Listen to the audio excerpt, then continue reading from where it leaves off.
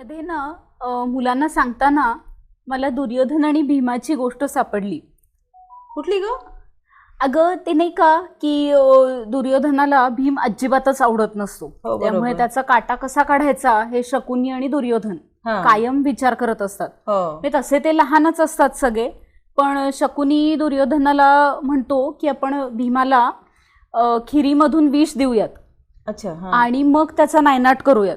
हा. म्हणून त्यांनी त्या भीमाला ती खीर पाजवली आणि त्याच्यात एक कालकूट नावाचं जहाल विष मिक्स केलं घातलं होतं. ओ. हा. आणि भीमाला खाणं अतिशय प्रिय, हा. त्यामुळे खीर समोर आल्या आल्या त्यांनी ती फस्त करून टाकली. हा. पण त्याच्यामुळे तो बेशुद्ध पडला आणि बरं. मग दुर्योधनाने भीमाच्या पोटाला मोठा दगड बांधला हा. आणि तसं त्याला नदीत टाकून दिलं की जेणेकरून हा परत वर येऊ नये म्हणून. हा. पण मग नदीत गेल्यानंतर असं झालं की नदीतले बरेचसे साप, विषारी साप त्याला हा. चावले. म्हणजे ते आपण अँटीव्हेनम सारखं म्हणतो ना औषध, की साप चावल्यावर सापाचंच विष त्याला उतरवायला मदत करतं. करेक्ट. म्हणजे आपण ढोबळ ह्याच्यात म्हणतो काट्यानी काटा काढायचा. हा हा अगदी तसंच झालं आणि त्याच्यामुळे भीमाला शुद्ध आली. ओ. पण मग तो नदीत असल्यामुळे नागराज वासुकी हा. तिथे त्यांचं वास्तव्य होतं. तिथे नागराज वासुकी त्यांना आपल्या महालामध्ये घेऊन गेले हा. आणि मग त्यांनी भीमाला सांगितलं की माझ्याकडे सुधारस नावाचं एक पेय आहे, ते मी तुला प्यायला देतो. आता परत खाणं पेय बरोबर. असं म्हटलं की भीमाला अतिशय आनंद झाला हो. आणि साहजिकच त्यांनी ते सगळं गट्टम करून टाकलं हा. आणि त्याला ते खूप आवडलं. हा. इतकं आवडलं की अशी जवळजवळ 8 भांडी तो प्यायला. ओ. आणि मग नागराज वासुकीने त्यांना सांगितलं की ह्या माझ्या एका पातेल्यामध्ये जेवढं पेय आहे तेवढं तू पिल्यानंतर तुला 100 हत्तींचं बळ येईल. ओ. आणि आपण तर पाहिलं की 8 पातेली हो ना. जवळजवळ भीमानी पिऊन फस्त करून फस्त टाकली. केली. आणि मग त्याची ती आंतरिक शक्ती तर आपल्याला सगळ्यांना माहितीच आहे हो. की महाभारताच्या युद्धामध्ये आपल्याला ती करेक्ट. दिसलीच. मनसी, तू ते सुधारस म्हणालीस ना, हा हा म्हणजे पूर्वी बघ आपल्या आजी वगैरे करायचे गोड ते पक्वान्न एक हो असायचं, हो. तर तेच का ग सुधारस? अगं सुधारस आणि महाभारतातल्या या गोष्टीच्या सुधारसाचा असा काही मला संदर्भ सापडला नाही. बरं. पण एक गोष्ट मात्र कॉमन आहे हा. की भीमाला जी आंतरिक शक्ती मिळाली, हा. आपलं जे पारंपरिक सुधारस आहे हा. त्यातनं सुद्धा तेवढीच आंतरिक शक्ती आपल्याला मिळते. म्हणजे आपला पारंपरिक सुधारस जो आहे तो पण इम्युनिटी बुस्टर आहे. हो. ओ. अच्छा. चल मग आता विषय निघालाच आहे सुधारसाचा, तर आज सुधारस बनवूया. हो चालेल ना. चलो मग. मनसी, माझ्या मते आजकालच्या आपल्या या लहान मुलांना सुधारस माहितीच नसेल. हो ना, म्हणजे आपल्या वेळेस ते अगदी पक्वान्न होतं. हो, कारण आजकाल किती बघ ना, गुलाबजाम, रसगुल्ला, रसमलाई आणि असं अजून वेगवेगळ्या प्रांतातले पक्वान्न आलेले आहेत. हा, म्हणजे ते आता सगळीकडेच मिळायला लागल्यामुळे हो. आपला सुधारस मागेच पडला मागे असं पडला. झालंय. आणि मला आठवतं म्हणजे आपले मामा मावशी किंवा या माझ्या मोठ्या सगळ्या बहिणी वगैरे त्यांच्या लग्नात सुद्धा सीमंत पूजनाला सुधारस असायचाच. हो, तू म्हटल्यावरच मला आठवलं बरं का. म्हणजे काय माहिती, पण तेव्हा सीमंत पूजन म्हणलं की सुधारस असणार असं माहिती असायचं. म्हणजे पुरी सुधारस हा मेनू हा, ठरलेला. म्हणजे ते समीकरण छान बसलेलं असायचं. तर अशा सुधारसाचे इन्ग्रेडियंट्स आपण पाहूयात का? येस, नक्कीच. आणि प्रीती, तो पाक बनवायचा ते पण जरा डिटेल मध्ये दाखवशील का? हो, कारण हो. तो असा ट्रिकी असतो ना थोडा बनवायला. येस येस, तो पण आपण बघूया. तर आता आपण आधी साहित्य बघून घेऊया. सुधारसाला लागणारं साहित्य आहे 1 कप साखर, आणि जितकी साखर आहे तेवढं अर्ध पाणी, म्हणजे अर्धा कप पाणी, थोड्या केशराच्या काड्या, वेलची पावडर, बदाम आणि पिस्त्याचे काप, आणि आता सगळ्यात मेन इन्ग्रेडियंट ह्याचं म्हणजे लिंबू. तर मी एवढ्या 1 कप साखरेसाठी 2 छोटी लिंब इथे घेतलेली आहे. तर आता आपण कृतीकडे वळूया.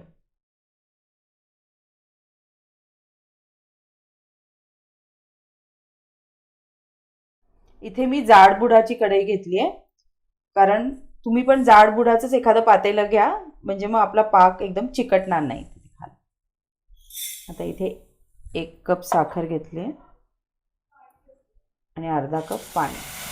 साखर नीट विरघळेपर्यंत हलवत राहायचं, नाहीतर ती खाली चिकटू शकते कढई.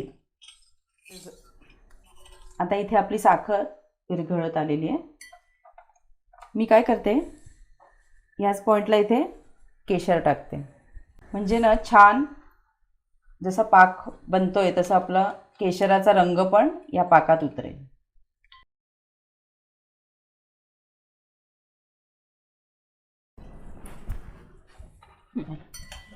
आता इथे आपला पाक होत आलेला आहे. एकदा चेक करून बघूया आपण.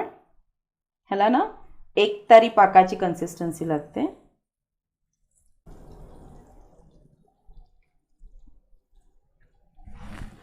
हे बघा, आता एकतारी पाक हा चांगला झालेला आहे. मी लगेचच गॅस बंद करते. हे बघा, आता मी इथे थोडा पाक टाकलाय, तो छान असा इथे सेट झालेला आहे. असा पाक टाकल्यावर ताटात असा पसरायला नको. म्हणजे माझी आत्या म्हणायची की सुधारस ताटात वाढला की तो अजिबात ताटात ओघळायला नको, असाच्या असा छान सेट व्हायला पाहिजे, म्हणजे आपला सुधारस एकदम परफेक्ट झालेला आहे. हा, म्हणजे ते पसरणार नाही इतपत इतपत पाक करून घ्यायचा. हा, आता आपण ना आपल्या या पाकामध्ये पिस्त्याचे काप, बदामाचे काप आणि वेलची पूड हे छान कालवून घ्यायचं. आणि आता हा पाक आपला अगदी कोमट झालेला आहे. तर ह्यात आपण आवडीप्रमाणे फळांचे काप घालू शकतो. म्हणजे साधारणतः ह्याच्यात केळी घालतात, कारण केळी प्रत्येक सीझनमध्ये अवेलेबल असतात. अननस घालतात बारीक तुकडे करून. आता मी आपलं आंब्याचा सीझन आहे सध्या चालू, म्हणून छोट्या आंब्याच्या फोडी टाकते थोड्याशा. अगदीच थोड्या घालायच्या, म्हणजे तो पाक राहायला पाहिजे तसं चांगलं. तू हे सगळं ऍड केल्यानंतर आणि फळांचे काप वगैरे छान घातल्यानंतर एकदम वाटतंय ना? छान दिसत आहेत. आता येईल आपला हिरो इन्ग्रेडियंट, लिंबू. शांतात्या माझी काय म्हणायची माहितीये का मानसी, की हे कोमट झाल्यावर, गरम खूप असताना लिंबू पिळायचं नाही. कोमट झाला आपला हा पाक थोडा की मग त्याच्यात लिंबू पिळायचं, म्हणजे छान आंबट गोड सुधारस तयार. अगं बरोबर आहे, कारण का विटॅमिन्स म्हणजे जसं आपण म्हणतो की विटॅमिन हे ऑर्गॅनिक मध्ये मोडतात, कारण का झाडं हे स्वतः तयार करतात. जेव्हा फोटोसिंथेसिस ही प्रोसेस होते तेव्हा ते स्वतः विटॅमिन्स तयार करतात. पण मिनरल्सचं तसं नसतं, कारण का ते पाणी आणि जमिनीमधनं शोषून घेतात, त्यामुळे आपण त्यांना इनऑर्गॅनिक म्हणतो. पण विटॅमिन सी लिंबामध्ये असल्या कारणाने ते ऑर्गॅनिक आहे. आणि अशा ह्या ऑर्गॅनिक विटॅमिन सी ला आपण जर हीटिंग प्रोसेस किंवा cooking process, frying process apply केली तर ते विटॅमिन सी बऱ्याचशा अंशांनी लॉस होऊन जातं. ओके, म्हणूनच तुझी आत्या तुला सांगत असते की हे कोमट झाल्यानंतर मग घालायचं, म्हणजे विटॅमिन सी त्यातलं ॲज इट इज मेंटेन राहतं. हा, आणि त्याचे जे सगळे फायदे आहेत ते आपल्याला त्यातून मिळतात. ओके, पण मला कसं वाटलं होतं माहिती मानसी, म्हणजे माझी अशी धारणा होती की विटॅमिन सी म्हणजे सिट्रिक ऍसिड. हो अगं, पण विटॅमिन सी म्हणजे ॲस्कॉर्बिक ऍसिड. ओके, हा, आणि त्याचं प्रिव्हेन्शन मेजर ते अप्लाय करतं आपल्या बॉडीवर. म्हणजे आता जर थोडक्यात सांगायचं झालं तर IT कंपन्यांमध्ये कम्प्युटरला व्हायरस पासून प्रोटेक्ट करण्यासाठी फायरवॉल अप्लाय केली जाते. करेक्ट. हा, तर तसंच आपल्या शरीराला म्हणजे इंटरनल ऑर्गन्सना जीवाणू आणि विषाणूंपासून वाचवण्यासाठी प्रोटेक्टिंग लेअर काय असतो तर आपली स्किन. करेक्ट. आणि त्या स्किन मध्ये जे कोलॅजन सिंथेसिस होतं त्याच्यामुळे आपली स्किन मजबूत राहते. बरोबर. तो मजबूतपणा यायला आणि कोलॅजन सिंथेसिसला मदत करण्यासाठी या विटॅमिन सी ची खूप मोठी मदत होते. ओके, सो पहिलं आपलं प्रोटेक्टिंग किंवा प्रिव्हेन्शन मेजर जे असतं ते तिथे अप्लाय होतं. अच्छा. हा, आणि त्याचा दुसरा फायदा म्हणजे आपल्या बोन मॅरो मधून WBCs तयार करण्यासाठी सुद्धा आपल्याला विटॅमिन सी लागतं. आता WBCs म्हणजे त्याच्यामुळे जी आपली फायटिंग कॅपॅसिटी असते आजारांबरोबर ती सगळी ह्या आपल्याला व्हाईट ब्लड सेल्स मधून मिळते. बरोबर. तर ते तयार करण्याचं काम सुद्धा या विटॅमिन सी मुळे होतं. म्हणजे जी आपण आंतरिक शक्ती म्हणालो मगाशी गोष्टीमध्ये, करेक्ट, ती आंतरिक शक्ती म्हणजे तुमची इम्युनिटी पॉवर, ती बिल्डअप करण्यासाठी आपल्याला विटॅमिन सी खूप गरजेचं असतं. हा, आणि त्याचा तिसरा मुख्य फायदा म्हणजे आपल्याला जर एखादी जखम झाली असेल तर ती जखम भरून काढण्यासाठी विटॅमिन सी ची खूप मदत होते. आणि त्यामुळे जो बाहेरचा उघड्या जखमेमुळे होणारा जो संसर्ग असतो तो तिथे प्रिव्हेंट केला जातो.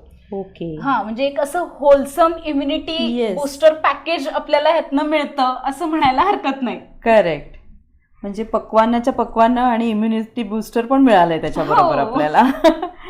आणि तुझं जो क्वेरी होती की हा. सिट्रिक ऍसिड, हा. सिट्रिक ऍसिड हे वेगळं कंपाऊंड आहे जे Okay. आपल्याला लिंबामधनच मिळतं. हा. हा, म्हणजे ऍस्कॉर्बिक ऍसिड म्हणजे व्हिटॅमिन सी हम्म. आणि सिट्रिक ऍसिड हा. हे दोन वेगवेगळे कंपाऊंड्स आहेत. ओके. सिट्रिक ऍसिडचे काय फायदे आहेत ग? आता हे जे सिट्रिक ऍसिड आहे, जे लिंबाला जो आंबटपणा येतो ना, तो ह्या सिट्रिक ऍसिडमुळे येतो. शिवाय त्याचा लिंबू पिळल्यानंतर जो सुगंध येतो तोही ह्याच ऍसिडमुळे आलेला असतो. तर ह्या ऍसिडमुळे काय होतं, तर आपल्या जिभेमध्ये जे टेस्ट बर्ड्स असतात त्यांना ॲक्टिवेशन मिळतं आणि त्याच्यामुळे लाळ निर्मिती व्हायला मदत होते. आता साहजिकच लाळ निर्मिती झाल्यामुळे आपलं तोंड स्वच्छ होतं. तोंडामध्ये कधीकधी दातामध्ये अन्नाचे कण अडकलेले असतात, तर हे अन्नाचे कण त्याच्यामुळे दुर्गंधी निर्माण होते आणि कधीकधी त्याच्यात बॅक्टेरियासुद्धा असतात. ह्या ॲसिडमुळे काय होतं, तर हे बॅक्टेरिया नष्ट होतात आणि आपल्या तोंडाची दुर्गंधीसुद्धा निघून जाते. म्हणूनच जेवणानंतर लिंबाची फोड, म्हणजे माझी आजी काय करायची की ताटात वाढलेली जी लिंबाची फोड असते ती भातावर पिळून झाल्यानंतर त्याची साल चावून चावून खायची. म्हणजेच काय व्हायचं, दुर्गंधी आणि बॅक्टेरिया या दोघांना नष्ट केलं जायचं आणि आपोआपच मुखशुद्धी होऊन जायची. लिंबाच्या ह्या आंबटपणामुळे तोंडाची चव आपली एकदम सुधारते आणि ज्यांना भूक लागत नसेल त्यांच्यासाठी हा रस अगदी पाचक म्हणून काम करतो. आयुर्वेदामध्ये आपल्या पचनशक्तीला अग्नी असं संबोधित केलं जातं. तर आपण असं म्हणूया की लिंबू हा अग्निदीपक आहे, कारण का ह्याचं सेवन केल्यानंतर आपले जे डायजेस्टिव्ह ज्युसेस असतात ते सिक्रेट व्हायला चालना मिळते आणि मंद झालेला जठराग्नी परत प्रज्वलित केला जातो. शिवाय ह्याच ॲसिडमुळे म्हणजेच सिट्रिक ॲसिडमुळे आपल्या पचनशक्तीला चालना मिळाल्यामुळे ॲसिड बेस बॅलन्ससुद्धा व्यवस्थित सांभाळला जातो. पण हे सिट्रिक ॲसिडनं डिरेक्टली घेतलं तर कधीकधी त्याचं आपल्या दाताचं जे एनॅमल असतं ते खराब होण्याची शक्यता असते. त्या आणि एवढं आंबट लिंबू आपण नुसतंच नाही पित ना, की इम्युनिटी बूस्टर असलं तरी इतकं आंबट लिंबू नुसतंच प्यायचं म्हणजे करेक्ट करेक्ट. म्हणूनच कदाचित आपल्या परंपरेमध्ये असा हा बॅलन्स करण्यासाठी ह्या अशा रेसिपीज शोधून काढल्या असतील. कारण आपलं लिंबू सरबत आहे, लिंबाचं लोणचं आहे. हा, म्हणजे त्याच्यात आपण चवी बॅलन्स करतो आणि म्हणून आपल्याला ते छान खाता येतं आणि आवडतं पण. हो, तर असाच आपला आंबट गोड सुधारस आता रेडी आहे. तर आता तुम्हाला कधी कधी काय होतं, पाक करताना जास्त वेळ ठेवला जातो तर कधी थोड्या वेळाने घट्ट होण्याची शक्यता असते. घट्ट वाटलाच पाक तर थोडंसं उकळतं पाणी 2-3 चमचे ह्यात टाका, म्हणजे मग तो परत या कन्सिस्टन्सीचा व्यवस्थित होईल. हा, म्हणजे ज्याला जसं घट्टपणा पाहिजे किंवा पातळपणा पाहिजे त्याप्रमाणे आपण नंतर सुद्धा ऍडजस्ट करू शकतो. रोचनोद्दीपनस्तीक्ष्णः सुगन्धिर्मुखशोधनः जम्बीरः कफवातघ्नः कृमिघ्नो भक्तपाचनः. चरक संहितेमधील या श्लोकाचा अर्थ आहे की जंबीर म्हणजे लिंबू.